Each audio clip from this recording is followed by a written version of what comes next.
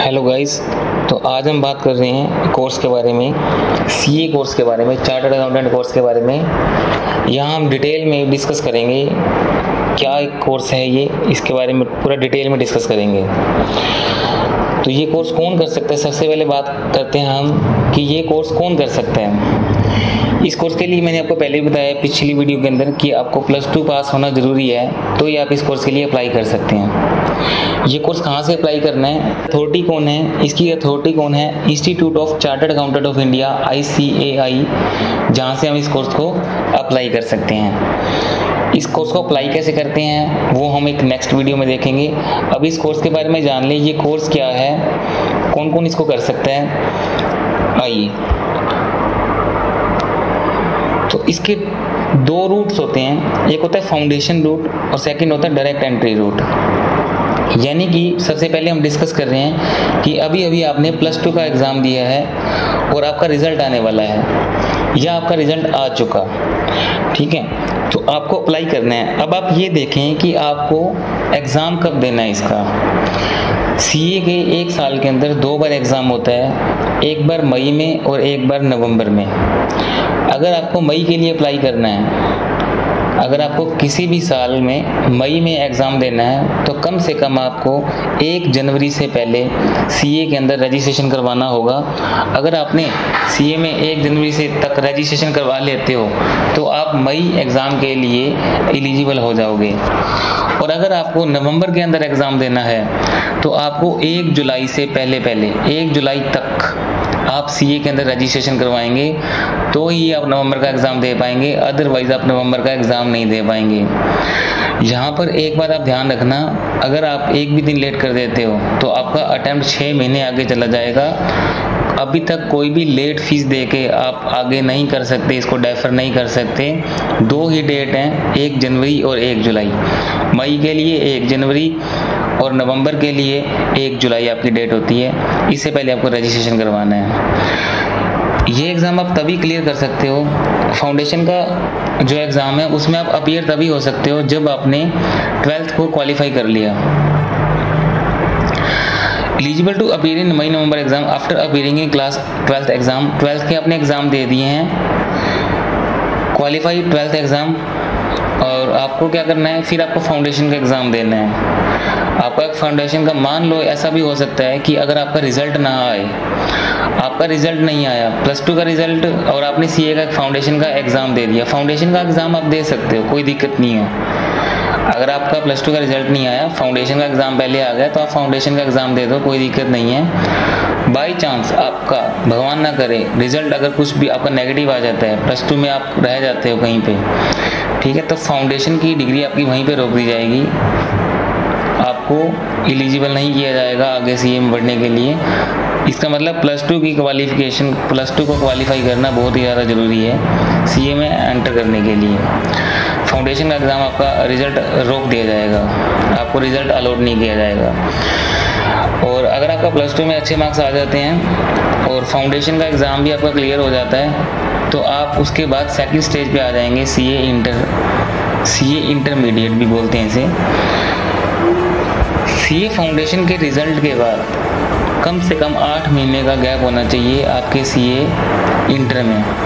यानी कि जब भी आपका सीए फाउंडेशन का रिज़ल्ट आएगा, उसके 8 महीने के बाद आपका सीए फाइनल, सीए इंटर का एग्ज़ाम होगा। इस 8 महीने के अंदर आप एक ग्रुप की भी तैयारी कर सकते हैं और 2 ग्रुप की तैयारी कर सकते हैं। सीए इंटर में आपके टोटल 8 पेपर होते हैं, सीए फाउंडेशन में आपके टोटल 4 पेपर होते हैं। सीए फाउंडेशन में आपके 4 पेपर होंगे, जिसमें से 2 सब्जेक्टिव होंगे, 2 ऑब्जेक्टिव होंगे। ये आपका +2 का ही कुछ बेस होता है, कुछ इसके अंदर नए सब्जेक्ट्स होते हैं। टोटल 400 नंबर का पेपर है, 200 नंबर आपको लेके आने हैं। 200 नंबर लाते ही, 50% मार्क्स आते ही आप इस पेपर को क्वालिफाई कर देंगे और सी इंटर के लिए आगे बढ़ जाएंगे। ऐसे ही सी इंटर की हम बात कर रहे थे। सी इंटर में टोटल 8 पेपर होते हैं, 4 पेपर का एक ग्रुप होता है, 4 पेपर का एक ग्रुप होता है, जिसमें आप एक ग्रुप करके भी पेपर क्लियर कर सकते हैं और दोनों ग्रुप इकट्ठे देके भी उसी 8 महीने के अंदर, सेम उसी 8 महीने के अंदर आप एग्ज़ाम को दोनों ग्रुप, अगर आप में दम है दोनों ग्रुप इकट्ठे करने का, तो आप 8 पेपर इकट्ठे क्लियर कर सकते हैं। और अगर आप वो स्टूडेंट है जिसको 8 सब्जेक्ट इकट्ठे पढ़ने में दिक्कत होती है, तो वो 4 पेपर का एक ग्रुप तैयार कर ले, चाहे ग्रुप 1 पहले कर ले चाहे ग्रुप 2 पहले कर ले, कोई फर्क नहीं पड़ता, क्योंकि आपका एक ग्रुप क्लियर होते ही आपकी सीए आर्टिकलशिप स्टार्ट हो जाएगी सीए के अंडर। ये आर्टिकलशिप आपको सीए के अंडर करनी होती है, 3 साल की ये आर्टिकलशिप होती है। जैसे ही आपके 2.5 साल बीत जाएंगे, आप सीए के अंदर रजिस्टर करते हो, उसके बाद 2.5 साल बाद आप सीए फाइनल का पेपर दे सकते हो। इसका मतलब आपकी आर्टिकलशिप अभी ख़त्म नहीं होएगी, ख़त्म होने से 6 महीने पहले आपका अटेम्प्ट डी हो जाएगा सीए फाइनल का। सीए फाइनल में भी सेम 8 पेपर होते हैं, 2 ग्रुप होते हैं, जो कि आप एक एक करके दे सकते हैं। एक ग्रुप पहले दे सकते हैं, एक ग्रुप बाद में दे सकते हैं, दोनों इकट्ठे भी दे सकते हैं। ये आपकी सीए की जर्नी है। टोटल 3 स्टेजेस हैं, CA foundation, CA inter, CA final. इसमें कुछ आपकी ट्रेनिंग्स वगैरह भी होती हैं इसके अलावा, 3 साल की ट्रेनिंग के अलावा। जो कि पहली ट्रेनिंग आपकी होती है 15-15 दिन की, वो आपको सीए इंटर का एग्ज़ाम देने के बाद क्वालिफाई करनी होती है। सीए इंटर का जैसे ही आपका एग्ज़ाम हो जाए तो आपको वो ट्रेनिंग करनी होती है, और वो आप किसी भी शहर में कर सकते हैं। इंस्टीट्यूट के पोर्टल पे जाएं, वहाँ चेक कर लें कौन कौन से शहर में ये एलिजिबल है, वहाँ से आप ये अप्लाई कर सकते हो। ओरिएंटेशन की एक होती है 15 दिन की ट्रेनिंग, और एक ट्रेनिंग होती है आपकी आईटी की, इंफॉर्मेशन टेक्नोलॉजी की, आईटी बेस्ड होती है। और ऐसी 2 ट्रेनिंग एडवांस लेवल की आपकी सीए फाइनल के पेपर से पहले होती हैं। सीए फाइनल का एग्ज़ाम क्लियर करने से पहले 6 महीने पहले आपको ये ट्रेनिंग करनी होती हैं। टोटल ड्यूरेशन की अगर मैं बात करूं तो 4.5 साल, 4 से 4.5 साल आपको सीए बनने में लग जाते हैं। यहाँ आके आपका सीए का पूरा जो जर्नी है वो कंप्लीट हो जाती है। और अगर आप फाउंडेशन रूट से नहीं हो तो आप डायरेक्ट एंट्री रूट से जा सकते हो। डायरेक्ट एंट्री का मतलब क्या होता है कि आपको फाउंडेशन का एग्ज़ाम देने की ज़रूरत नहीं है।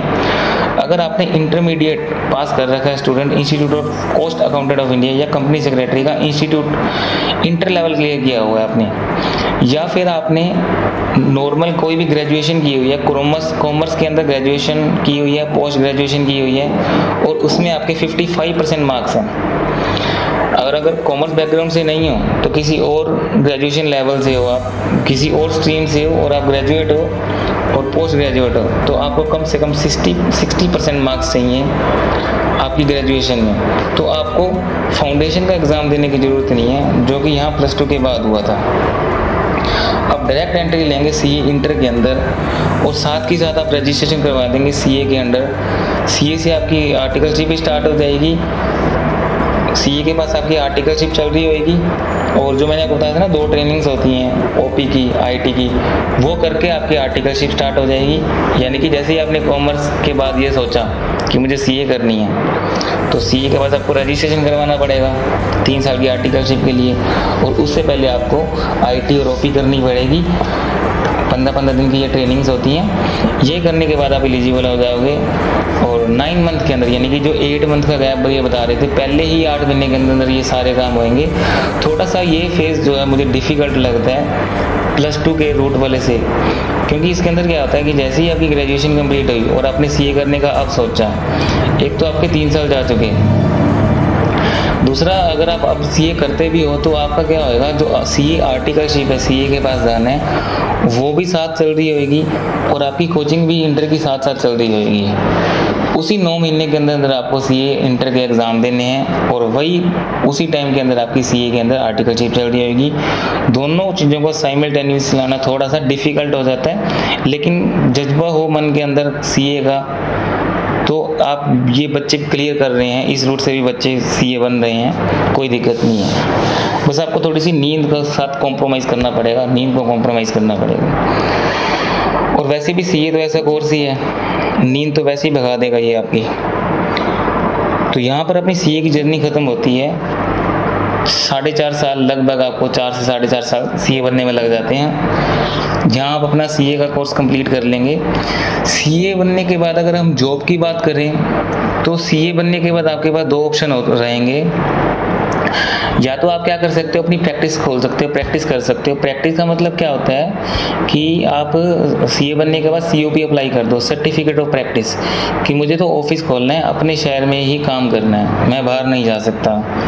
तो उसमें आपको इंस्टीट्यूट आपको सीओपी अलॉट कर देता है, सर्टिफिकेट ऑफ प्रैक्टिस, जिसमें आप अपने नाम से, अपनी फर्म के नाम से स्टैंप बनवा सकते हैं और अपना वर्क कर सकते हैं, ऑडिट कर सकते हैं, अकाउंट्स का काम ले सकते हैं, सारा काम आप अपने ऑफिस से ही कर सकते हैं। दूसरा, अगर आप किसी को अगर प्रैक्टिस नहीं करनी, अपना ऑफिस नहीं खोलना, तो वो जॉब को प्रेफर करेगा, तो वो जॉब के लिए अप्लाई कर सकता है। अच्छी जॉब चाहिए तो आपको बाहर जाना पड़ेगा, अच्छे शहर में जाना पड़ेगा, दिल्ली, गुड़गांव, नोएडा, गुड़गांव में, बेंगलोर में, अच्छी सिटीज़ में जाना पड़ेगा। काफ़ी अच्छे पैकेज लगते हैं। बिग 4 कंपनीज़ के बारे में देखना, जो बिग 4 कंपनीज़ हैं वो स्टार्टिंग पैकेज 8.5 लाख से सीए को, फ्रेशर को दे रहे हैं, तो बहुत अच्छे पैकेज लग रहे हैं सीए के।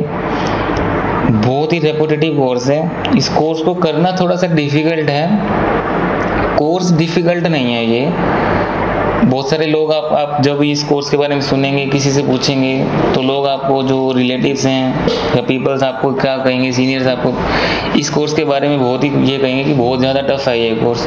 ऐसा नहीं है कि ये कोर्स बहुत ज़्यादा टफ है, बस थोड़ी सी इसके अंदर मेहनत ज़्यादा है। देखो, अब कोई हाईली रिपोर्टेटिव इतना कोर्स है कॉमर्स स्ट्रीम का, इतनी रेपुटेटिव, आप देखना सीए का नाम सुनते ही लोगों को ऐसे लगता है यार सीए कर रहा है। जब आप किसी को ये बोलोगे ना मैं सीए कर रहा हूँ या कर रही हूँ, तो ही वो आपको एक नज़र से देखता है ना, जिस नज़र से देखा है, बड़ी अच्छा फील होता है कि यार बाकी कोर्स है कुछ ऐसा है। तो सोचो जब पूरा कंप्लीट आप सीए बन जाएंगे तब कैसा फील होगा।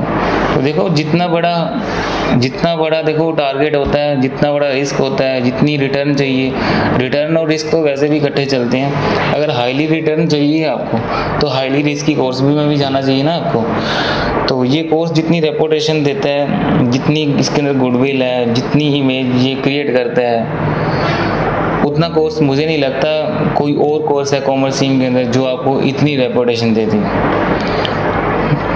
तो बाकी अभी और भी कुछ अगर आप पूछना चाहें तो इस कोर्स के बारे में मुझे कमेंट कर सकते हैं, और नीचे दिए गए नंबर में मेरे से कॉन्टैक्ट कर सकते हैं, आप पूछ सकते हैं। वीडियो पसंद आई तो लाइक करें, सब्सक्राइब करें चैनल को, बेल आइकन का बटन दबाएं, ताकि ऐसी ही वीडियोज़ आपके साथ और शेयर कर सकूँ, आपको वीडियो टाइम पे मिलती रहे। Thank you.